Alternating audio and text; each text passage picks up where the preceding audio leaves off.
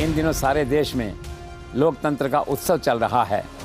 लोग मतदान कर रहे हैं और इस सारे माहौल में नेशनल मीडिया, रीजनल मीडिया और यहाँ तक कि इंटरनेशनल मीडिया में प्रधानमंत्री नरेंद्र मोदी के इंटरव्यूज़ की धूम है। भारत के इतिहास में संभवतः पहला अवसर है जब चुनाव के समय किसी प्रधानमंत्री ने इतनी बड़ी संख्या में पत्रकारों को इंटरव्यू दिए हों, फीडबैक लिया हो, उनके साथ इंटरेक्ट किया हो। इसलिए एक और मीडिया गदगद है और दूसरी ओर खुद प्रधानमंत्री भारी बहुमत के साथ तीसरी बार शपथ लेने के लिए बिल्कुल तैयार हैं। खुशी और उत्साह के इस माहौल में मोदी जी ने भारत 24 को भी आज पटना में एक इंटरव्यू दिया। चैनल की ब्रिलियंट रिपोर्टर और एंकर आदिति नागर और पूर्णिमा मिश्रा ने यह इंटरव्यू प्रधानमंत्री जी के साथ किया है। तो आइए देखते हैं क्या कहते हैं नरेंद्र मोदी।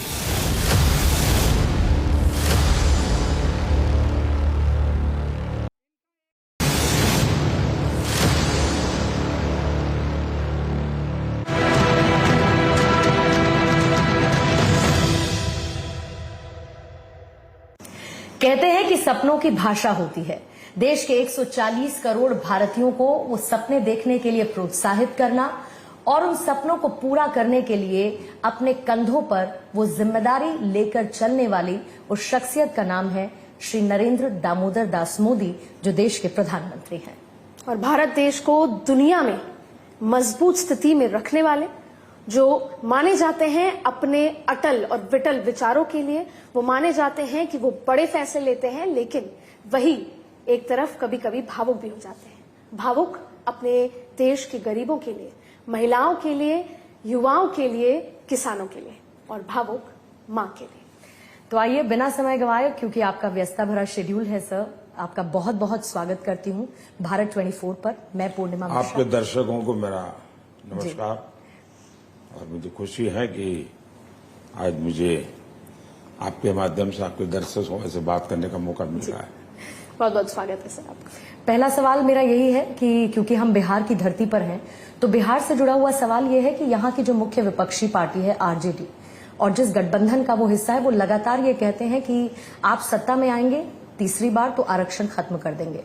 जब 2015 का विधानसभा चुनाव हुआ तब भी यही कहा गया, 2024 में भी यही कहा जा रहा है। तो इसको लेकर आप क्या कहेंगे? क्या कभी इस देश के मीडिया ने इस प्रकार से जो कहते हैं उनको 10 सवाल पूछे हैं क्या कि तुम लाए कहां से, किस आधार पर कह रहे हो? हम तो अटल जी के समय भी सरकार चलाते थे, हमारे समय भी सरकार चला रहे हैं। क्या ऐसी एक घटना है क्या जिसके आधार पर कहते हो? लेकिन कठिनाई क्या है कि वो कुछ लोग हैं जो कुछ कूड़ा कचरा फेंकते हैं और उठा करके ले आके आप हमारे पास आते हो, फिर आप हमें कहते हो गुलदस्ता बनाओ। अब ये तो हमारे साथ जरा जुल्म ही जुल्म है। तो फिर भी जब आपने पूछा है तो मैं बता देता हूं कि इन लोगों को संविधान के ऊपर एक शब्द बोलने का हक नहीं है। इसलिए नहीं है कि आप संविधान की शपथ लेकर के सरकार चलाते थे और आप चारा चोरी करते थे, कैद हो चुकी अदालत ने गुनहगार सिद्ध कर दिया। मतलब संविधान का घोर अपमान आपने किया। दूसरा, जब देश 33% विमेन आरक्षण का बिल लेकर के आया तो पार्लियामेंट के अंदर इन्हीं की पार्टी ने उस बिल को छीन लिया, उसके लीरे लीरे कर दिए, और उस दिन हाउस का आखिरी दिन था। उसके बाद 30 साल तक वो लड़का रहा।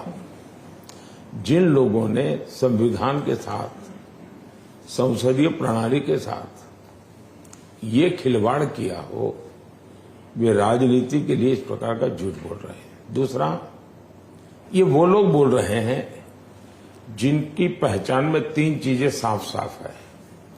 एक, ये सारे लोग घोर सांप्रदायिक है, कम्युनल है, जुबान पर सेक्युलरिज्म की बातें करते हैं, नकाब एक पहनते हैं और डगर डगर पर सांप्रदायिकता के ही खेल खेलते हैं। दूसरी इनकी विशेषता है, ये गौर जातिवादी है। हिंदू समाज की जातियों के बीच टकराव पैदा करना। तीसरा उनका परिवारवादी है। ये तीन कैरेक्टर कॉमन है इन लोगों के, और इसलिए दूसरा कांग्रेस के शहजादे, जिसने खुद ने कैबिनेट तो संविधान के द्वारा बनी हुई है, कैबिनेट के निर्णय को जो व्यक्ति पत्रकार परिषद बुला करके उसको फाड़ करके फेंक दे, उसको संविधान के लिए एक शब्द बोलने का हक नहीं है। और इसलिए ऐसे लोग जो कूड़ा कचरा फेंकते हैं, उसको लेकर के हमारा समय क्यों आप लोग खराब करते हैं? सर, पूरा विपक्ष एकजुट हुआ है सिर्फ इसलिए कि वो नरेंद्र मोदी को हरा सके, लेकिन दूसरी तरफ आपने 400 पार का नारा पहले दिन से दिया, जो प्रेशर विपक्ष पे तो है, खुद पे भी है, पार्टी पे।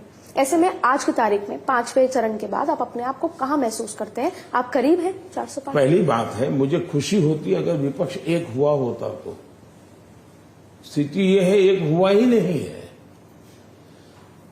इंडिया अलायंस बना, उसने एक काम किया, फोटो ऑप का। पहले फोटो में जो लोग थे वो दूसरे में नहीं थे, दूसरे में थे इतने, तीसरे में नहीं थे, और अब तक 4 या 5 फोटो सेशन हुए हैं, लेकिन उनकी संख्या कम होती गई और कैटेगरी भी कम होती गई। टॉप रैंक की लीडरशिप आना बंद कर दिया। दूसरा, पहले यानी इंडिया अलायंस में सबसे वरिष्ठ साथी उनका लेफ्ट है, और उन्होंने वायनाड में जाकर के लेफ्ट के खिलाफ चुनाव लड़ा। और केरल में सबसे ज्यादा कांग्रेस और लेफ्ट के बीच तू मैं हुई है, अभद्र भाषा का उपयोग हुआ है। उसको आप कैसे कह सकते हैं कि विपक्ष एक हुआ है? मैं तो कहता हूं अच्छा होता वो होता, कुछ मुद्दों पर होता, सिद्धांतों पर होता, नहीं हुआ है। देश के लिए ये चिंता का विषय है कि विपक्ष 1900 से लेकर के 24 और 14 से लेकर के 19 विपक्ष के नाते भी विफल गया है। कोई भी कंस्ट्रक्टिव मुद्दों को लेकर के देश के सामने नहीं आया है, और आज उनको जो मुसीबत हो रही है उसका कारण भी यही है कि जो विपक्ष के नाते भी फेल हो गए, उनको सत्ता में लाकर के क्या फायदा होगा? दूसरा, उनका ट्रैक रिकॉर्ड है, वो किसी भी हालत में ट्रैक रिकॉर्ड ऐसा नहीं है कि जो आज की युवा पीढ़ी को आकर्षित कर सके। जहां तक भारतीय जनता पार्टी का सवाल है, देश की जनता ने तय किया है हमें 400 से ज्यादा सीट देना, क्योंकि चुनाव जनता के नेतृत्व में लड़ा जा रहा है, इसकी ऑनरशिप जनता ने ली हुई है। मैं तो जो जाता हूं सब जगह पे, तो जनता जनार्दन के दर्शन के लिए जाता हूं, उनके आशीर्वाद लेने के लिए जाता हूं। चुनाव तो जनता लड़ रही है। अभी मैं पटना में था, मैं तो जा रहा था, हमारे साथी जो सुशील जी का स्वर्गवास हुआ उनके परिवार को मिलने के लिए, लेकिन मैं देख रहा था पूरा 8-9 किलोमीटर का रोड शो हो गया। आपको देखना है। अब वो कोई कारण नहीं था रोड शो होने का, तो जनता ही चुनाव लड़ रही है। आपने आशीर्वाद की बात की। मैंने इस चुनाव में एक शो किया था सियासत के रामपथ, तो मैं अयोध्या से रामेश्वरम तक गई। अयोध्या में मैंने दक्षिण भारतीयों की एक लंबी कतार राम मंदिर के दर्शन के लिए देखी। जब मैं आखिरी में रामेश्वरम तक पहुंची, तमिलनाडु तक, तो पूरे 5 राज्यों में दक्षिण के मोदी घर घर तक पहुंच चुके हैं। तो क्या भारतीय जनता पार्टी अब एक राष्ट्रव्यापक पार्टी हो गई है, और इसका क्रेडिट आपके पास दे सकते हैं? दुर्भाग्य है हमारे देश में कुछ लोगों ने ऐसा नैरेटिव गढ़ा है, और आपकी जनरेशन के पत्रकार भी उसमें फंस गए हैं। कैसा नैरेटिव गढ़ा?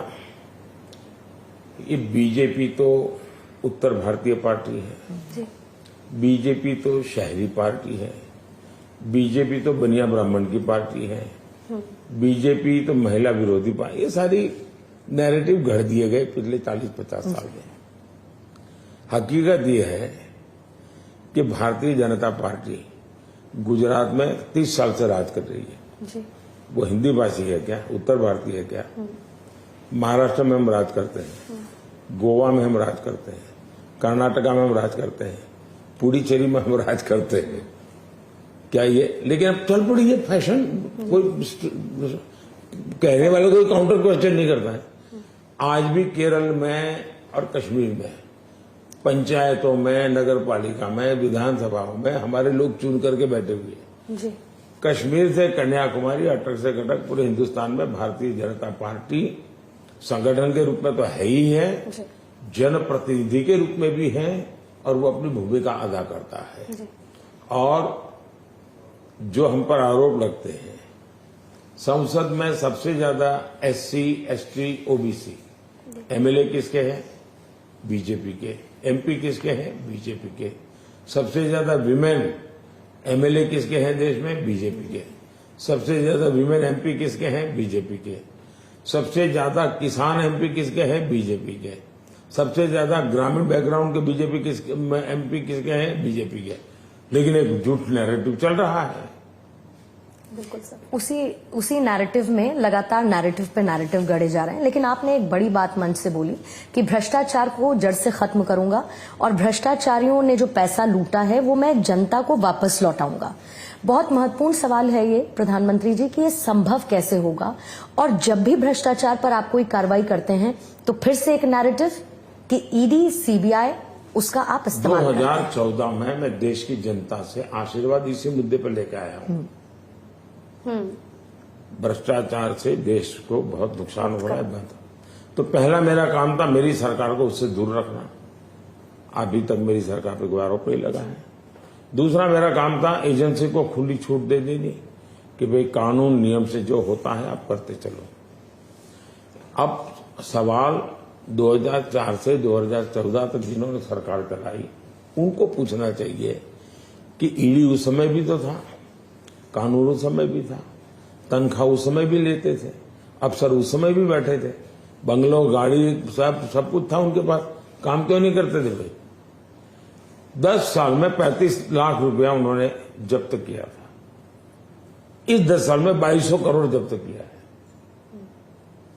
नोटों के ढेर देख रहे हैं आप।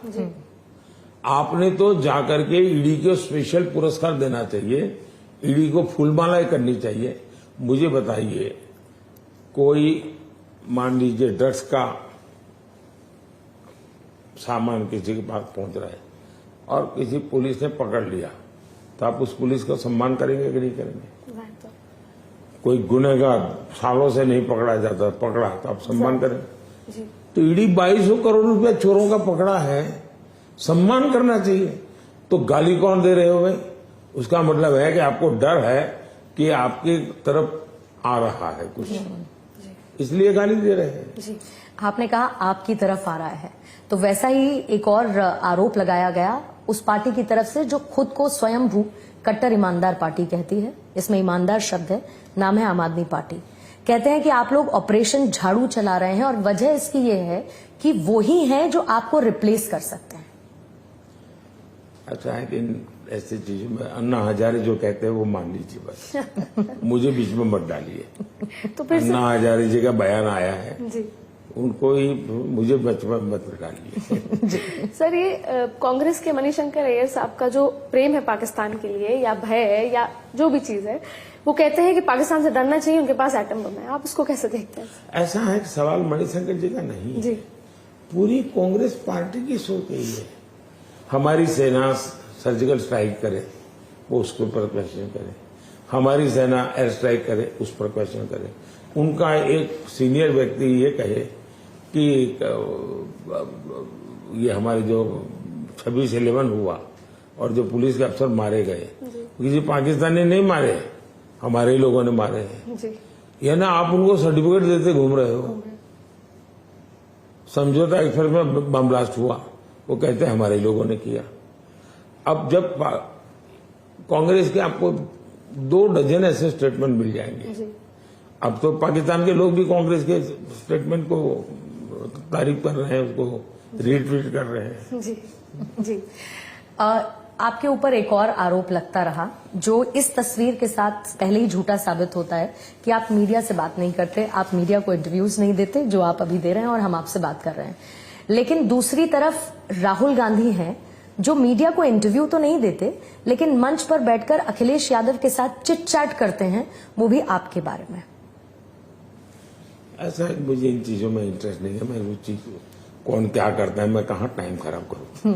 जहां तक मेरा सवाल है, मैं लगातार मिलता हूं, हर विषय पे बात करता हूं, मैं टेलीफोन पर भी बात करता हूं, और मेरे सबसे ज्यादा मित्र और सबसे ज्यादा पत्रकारों को नाम से अगर कोई बुला सकता है तो मैं बुला सकता हूँ। बिल्कुल सर, मैं साक्षी हूं। तो ये जो, लेकिन अब ये ऐसे झूठे नैरेटिव लेकर के आप भी चलते रहते हो, क्या करेंगे? सर, एक भविष्यवाणी आपने की थी कि राहुल गांधी वायनाड के बाद एक सेफ सीट ढूंढेंगे, तो आप मानते हैं रायबरेली सेफ है? क्योंकि माताजी ने भी पहली कह बात यह है कि मैं कोई भविष्यवेत्ता हूं नहीं, नहीं मैं किसी भविष्यवेत्ता को जानता हूं, और नहीं मैंने भविष्यवेत्ता ये साइंस के संबंध में कुछ पढ़ा है, जी। तो मैं इसमें तो कोई जानकार नहीं। लेकिन मैं सार्वजनिक जीवन में जीता हूं तो मुझे पता रहता है कि भाई फलाना पत्रकार आया तो मुझे क्या पूछेगा, मुझे अंदाज रहता ही रहता है, इतने सालों में रहता है। जी। तो वैसे मुझे इन परिवार का भी अंदाज है कि बाएं पैर पहले रखेंगे तो क्या मतलब क्या, और दाहिना पैर पहले रखेंगे क्या मतलब है, मुझे इसकी समझ है। तो मैंने उसी दिन पार्लियामेंट में कहा था कि इनके सीनियर लोग चुनाव नहीं लड़ेंगे, ये राज्यसभा में आएंगे। तो हुआ वही, मैडम सोनिया जी चुनाव नहीं लड़ी। मैंने दूसरा कहा था कि अब उत्तर प्रदेश से भाग जाएंगे अमेठी से, वो वायनाड गए। मैंने ये भी कहा था वायनाड में नहीं जीत पा रहे हैं, इसलिए वायनाड की पोलिंग के बाद वहां के लोगों को अंधेरे में रख करके वो दूसरी सीट की तलाश में है। मैं आज भी कहता हूं वो रायबरेली से हारने वाले हैं। आप मुझे बताइए, रायबरेली में कोरोना के दिन याद कीजिए, सबसे कठिन दिन थे। जी।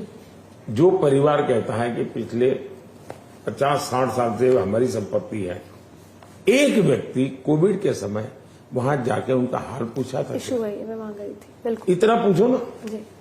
फिर आप अपनी संपत्ति की बातें करो। जी, बिल्कुल। संविधान खत्म कर देंगे, प्रधानमंत्री मोदी दोबारा से सत्ता में आए। आपने शुरू में संविधान का जिक्र किया, 2019 में भी वही बात, 2024 में भी वही बात। राहुल गांधी हाथ में संविधान लेकर चलते हैं, कहते हैं ये संविधान बचाने की लड़ाई है। क्या मुद्दा विहीन है विपक्ष, आपको लगता है? और संविधान के नाम पर देखिए, कांग्रेस पार्टी अपनी पार्टी के संविधान को मानते हैं क्या लोग? आपको याद होगा जब पंडित नेहरू प्रधानमंत्री थे, तब कांग्रेस ने सिद्धांत और अपने as per there constitution Tandon ji को राष्ट्रीय अध्यक्ष बनाया।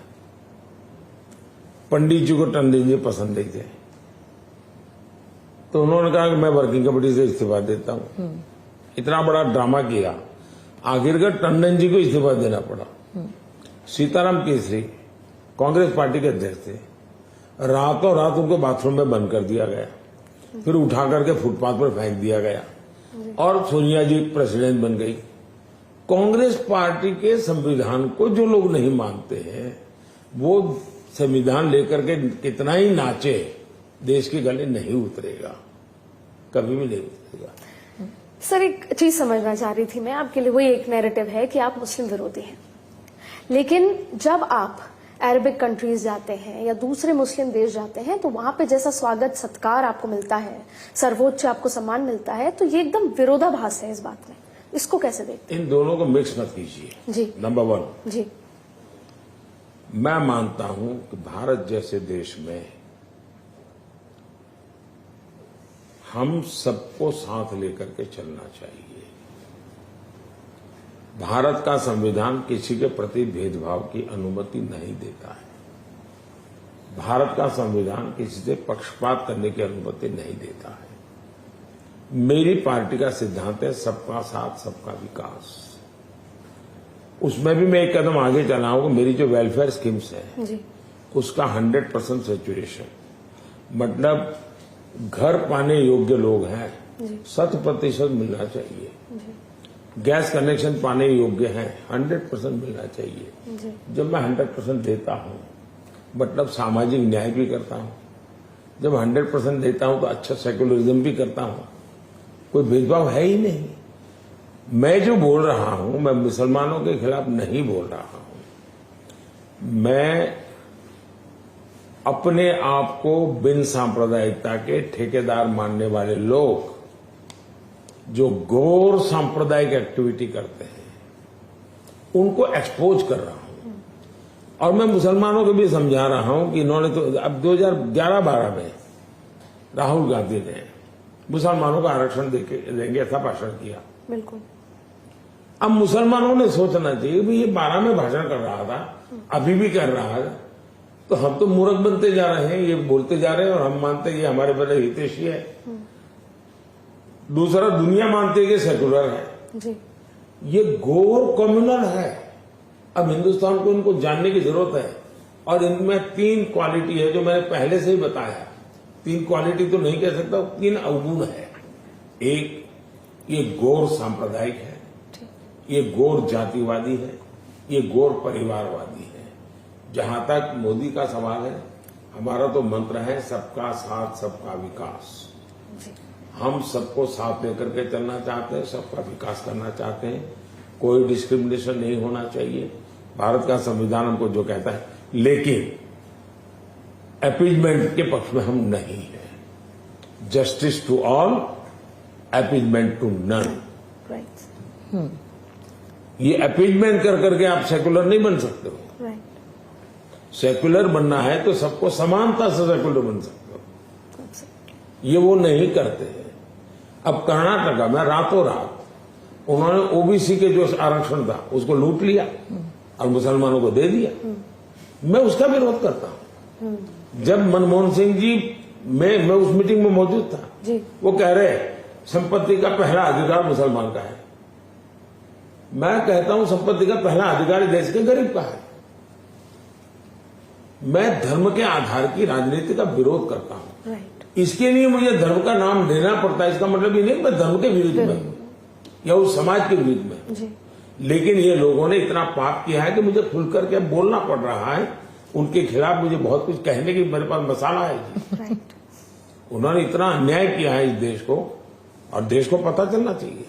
लेकिन आपने कहा अपीजमेंट टू नन और मुस्लिमों के आरक्षण की बात होती है, इसीलिए आपने मुस्लिम लीग मैनिफेस्टो बताया कांग्रेस के मैनिफेस्टो को। मेरा और वो यही कहते हैं कहना कि आप है डन कि आप भारत के संविधान सभा जो हुई उसमें जो डिबेट हुई है, बाबा साहब आम्बेडकर भी और पंडित नेहरू समेत सबने कहा कि भारत में धर्म के आधार पर आरक्षण नहीं दिया जा सकता। ये संविधान सभा ने निर्णय किया हुआ है। आज आप धर्म के आधार पर आरक्षण कैसे कर सकते हो? मैं मुसलमान को आरक्षण देना न देना मेरा मुद्दा ही नहीं है। जी। मैं कहता हूं हिंदुस्तान में धर्म के आधार पर आरक्षण नहीं होना चाहिए। राइट सर, आपकी व्यस्तता समझते हुए बस आखिरी सवाल आपसे कि 2014 में जो चुनाव था वो मोदी के प्रति एक उम्मीद का चुनाव था, जो 2019 आते आते वो चुनाव विश्वास में बदल गया। तो 2024 में जनता को मोदी से क्या उम्मीद है, क्या उम्मीद करनी चाहिए, और साथ में आपका जो 125 दिन का रोड मैप है उसको समझना चाहेंगे। दो चीजें हैं। एक, जब आपकी नीयत साफ होती है, नीयत में कोई खोट नहीं होती है, तो आपको जनता के सामने कोई सफाई देने के लिए चक्कर काटने नहीं पड़ते हैं। आज मैं देख रहा हूं कि 10 साल के अनुभव के बाद देश की जनता को इस सरकार के प्रति भरोसा है। लेकिन मैं उस भरोसे को एक डिग्री ऊपर लेकर के ओनरशिप लेना चाहता हूं। और ओनरशिप के रूप में मैंने कहा कि मेरी गारंटी है, ये करूंगा मतलब मोदी की गारंटी है। और जब कोई गारंटी कहता है तो ये शब्द नहीं है, ओनरशिप है। बिल्कुल। मैं इसका, और इसका मतलब कि मैं जवाबदेह हूं। देश मुझसे पूछ सकता है भाई मोदी तुमने कहा था क्यों नहीं हो रहा। तो इतना रिस्पॉन्सिबल लीडरशिप होनी चाहिए, तब जाकर के देश उसके साथ चलता है। जहां तक 125 दिन का सवाल है, मैंने 2047 तक का पूरा डिजाइन बनाया हुआ है। उसमें 5 साल पर काम शुरू हुआ है, फिर उसमें से 1 साल पे हुआ है, और उसमें से 100 दिन, और अब मैंने युवाओं के लिए जोड़ करके 125 दिन। तो मेरा बड़ा सिस्टमेटिक काम चल रहा है। दो बेहद खास बातें यहाँ पर कही कि जब गारंटी शब्द कहा जाता है तो वो सिर्फ एक शब्द नहीं है, वो एक भावना है, जवाबदेही है, जिम्मेदारी है, और उसका निर्वहन करते हुए 400 पार की तरफ आगे बढ़ रहे हैं प्रधानमंत्री नरेंद्र मोदी भाजपा और एनडीए के परिवार के साथ। और एक और बेहद खास बात कि वो 100 दिन में 25 दिन युवाओं के नाम है। जाहिर है न झुकेंगे, न रुकेंगे, न थकेंगे की बात आप करते हैं। तो इन्हीं शुभकामनाओं के साथ कि 4 जून बहुत बहुत धन्यवाद आपके लिए मंगलमय हो। 4 जून आपके लिए मंगलमय हो। बहुत बहुत धन्यवाद, आपने समय दिया प्रधानमंत्री जी। नमस्कार, शुक्रिया। Thank you.